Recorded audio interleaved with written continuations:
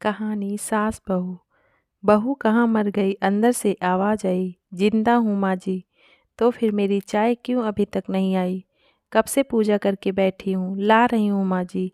बहू चाय के साथ भजिया भी ले आई। सास ने कहा, तेल का खिलाकर क्या मारोगी?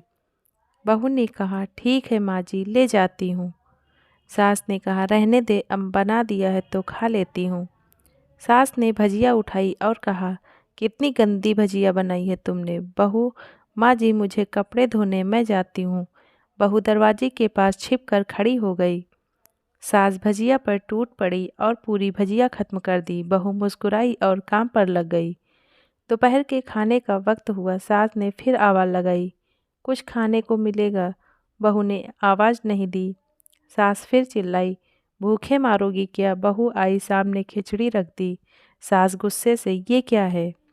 मुझे इसे नहीं खाना, इसे ले जाओ। बहू ने कहा, आपको डॉक्टर ने दिन में खिचड़ी खाने को कहा है, खाना तो पड़ेगा ही। सास मुंह बनाते हुए, हाँ तू मेरी माँ बन जा। बहू फिर मुस्कुराई और चली गई। आज इनके घर पूजा थी। बहू सुबह 4 बजे से उठ गई। पहले स्नान किया, फिर फूल लाई, माला बनाई, रसोई साफ की, पकवान और भोज बनाया। सुबह के 10 बज गए। अब सास भी उठ चुकी थी। बहू अब पंडित जी के साथ भगवान के वस्त्र तैयार कर रही थी। आज ऑफिस की छुट्टी भी थी। उनके पति भी घर पर थे। पूजा शुरू हुई। सास चिल्लाती, बहू ये नहीं है, वो नहीं है। बहू दौड़ी दौड़ी आती और सब करती। अब दोपहर के 3 बज गए थे। आरती की तैयारी चल रही थी। पंडित जी ने सबको आरती के लिए बुलाया और सबके हाथों में थाली दी। जैसे ही बहू ने थाली पकड़ी, थाली हाथों से गिर पड़ी। शायद भोज बनाते हुए बहू के हाथों में तेल लगा था, जिसे वो पोंछना भूल गई थी। सारे लोग तरह तरह की बातें करने लगे। कैसी बहू है, कुछ नहीं आता, एक काम भी ठीक से नहीं कर सकती, न जाने कैसी बहू उठा लाएं। एक आरती की थाली भी संभाल नहीं सकी। उसके पति भी गुस्सा हो गए, पर सास चुप रही, कुछ नहीं कहा, बस यही बोल के छोड़ दिया, सीख रही है, सब सीख जाएगी धीरे धीरे। अब सबको खाना परोसा जाने लगा। बहू दौड़ दौड़ के खाना देती, फिर पानी लाती। करीब 70-80 लोग हो गए थे। इधर 2 नौकर और बहू अकेली, फिर भी वहाँ सारा काम बहू ही अच्छे तरीके से करती। अब उसकी सास और कुछ आस पड़ोस के लोग खाने पर बैठे। बहू ने खाना परोसना शुरू किया। सबको खाना दे दिया गया। जैसे ही पहला निवाला सास ने खाया, तुमने नमक ठीक नहीं डाला क्या? एक काम ठीक से नहीं करती, पता नहीं मेरे बाद कैसे ये घर संभालेगी। आस पड़ोस वालों को तो जानते ही हो ना साहब, वो बस बहाना ढूंढते हैं नुक्स निकालने का। फिर वो सब शुरू हो गए, ऐसा खाना है, ऐसी बहू है, ये वो वगैरह वगैरह। दिन का खाना हो चुका था। अब बहू बर्तन साफ करने नौकरों के साथ लग गई। रात में जगराता का कार्यक्रम रखा गया था। बहू ने भी 1-2 गीत गाने के लिए स्टेज पर चढ़ी। सास जोर से चिल्लाई, मेरी नाक मत कटा देना, गाना नहीं आता तो मत गा, वापस आ जा। बहू मुस्कुराई और गाने लगी। सबने उसके गाने की तारीफ की, पर सास मुंह फुलाते हुए बोली, इससे अच्छा तो मैं गाती थी जवानी में, तुझे तो कुछ भी नहीं आता। बहू मुस्कुराई और चली गई। अब रात का खाना खिलाया जा रहा था।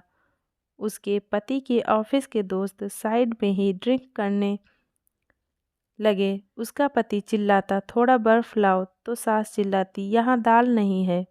फिर चिल्लाता, कोल्ड ड्रिंक नहीं है, पापड़ ले आओ।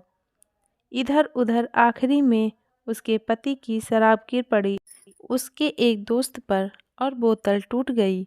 पति गुस्से में 2 झापड़ अपनी पत्नी को लगाते हुए कहता है, जाहिल कहीं की, देख कर नहीं कर सकती, तुझे इतना भी काम नहीं आता। सारे लोग देखने लगे। उसकी पत्नी रोते हुए कमरे की तरफ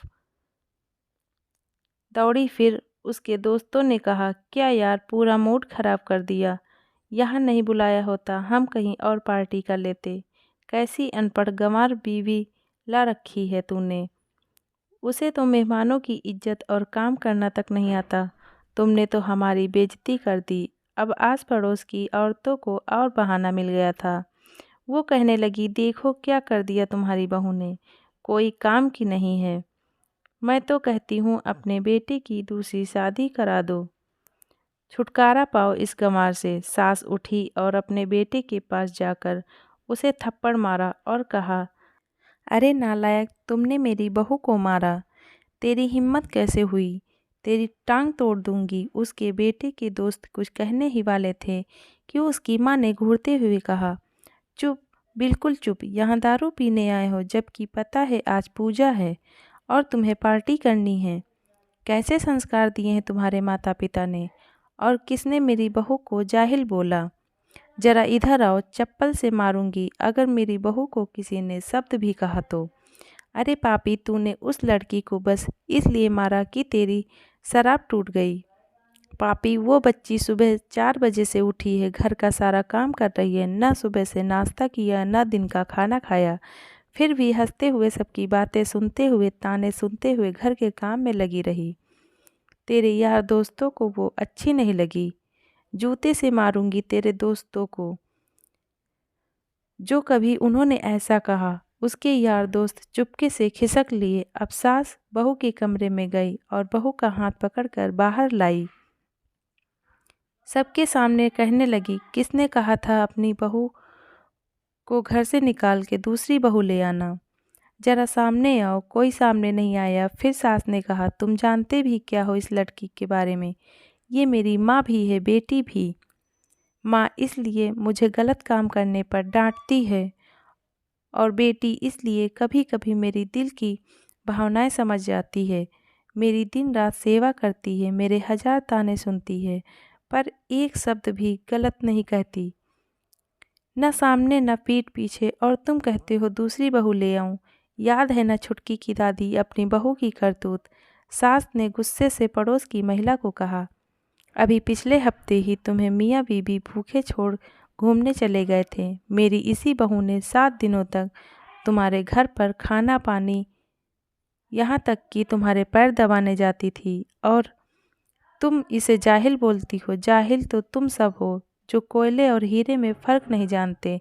अगर आइंदा मेरी बहू के बारे में किसी ने एक लफ्ज़ भी बोला तो मुझसे बुरा कोई नहीं होगा, क्योंकि ये मेरी बहू नहीं, मेरी बेटी है। बहू सिसकियाँ लेते हुए फिर कमरे में चली गई। सास ने एक प्लेट उठाई और भोजन परोसा, बहू के कमरे में खुद ले गई। सास को भोजन लाते देखा तो बहू ने कहा, अरे माँ जी, आप क्या कर रही हो, मैं खुद ले लेती। सास ने प्यार से ताना मारते हुए कहा, डर मत, इसमें जहर नहीं है, मार नहीं डालूंगी तुझे। तुझे नई सास चाहिए होगी, पर मुझे अभी भी तू ही मेरे घर की बहू चाहिए। बहू ने अपनी सास को रोते हुए गले से लगा लिया। सास भी रो दी पहली बार और कहा, चल खाना खा ले।